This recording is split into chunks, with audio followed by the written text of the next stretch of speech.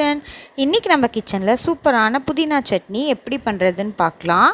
அதுக்கு ஒரு கடாய் போட்டிருக்கேன், அதில் எண்ணெய் ஊற்றிருக்கேன். 1 டேபிள் ஸ்பூன் அளவுக்கு உளுத்தம்பருப்பை ஆட் பண்ணிக்கலாம். கொஞ்சமாக புளி, அப்புறம் கொஞ்சமாக இஞ்சி 1 இன்ச் அளவுக்கு ஆட் பண்ணியிருக்கேன். 2 பச்சை மிளகா, 1 வரமிளகா ஆட் பண்ணியிருக்கேன். நீங்கள் உங்கள் காரத்துக்கு தகுந்த மாதிரி ஆட் பண்ணிவிட்டு நல்லா வதக்கி விட்டுக்கோங்க.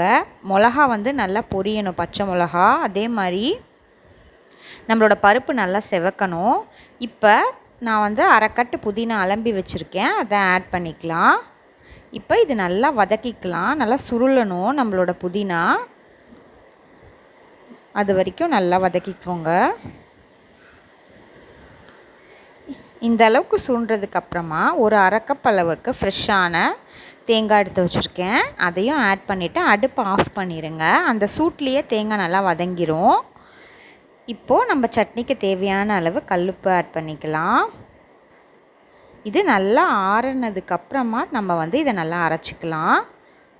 உப்பை நல்லா கலந்து விட்டுருங்க எல்லா பக்கமும். இது இப்போ நல்லா ஆறுனதுக்கப்புறம் நம்ம அரைக்கலாம். இது ரொம்ப டேஸ்ட்டாக இருக்கும். இட்லி, தோசை எல்லாத்துக்குமே இது சூப்பராக இருக்கும் ஃப்ரெண்ட்ஸ்.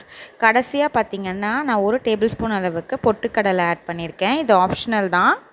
இது கொஞ்சம் கெட்டிப்பட்டு தரும் சட்னிக்கு, அவ்வளோதான்.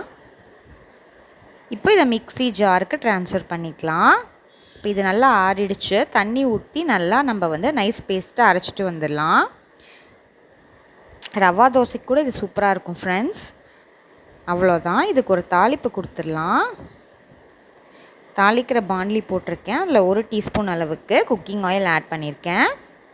இப்போ எண்ணெய் நல்லா காஞ்சதும் 1 டீஸ்பூன் அளவுக்கு நம்ம கடுகு ஆட் பண்ணிக்கலாம். கடுகு நல்லா பொரிஞ்சதுக்கப்புறமா பெருங்காயம் கொஞ்சம் ஆட் பண்ணிக்கலாம். பெருங்காயம் நல்ல ஒரு வாசனை கொடுக்கும், அதுக்கு தான்.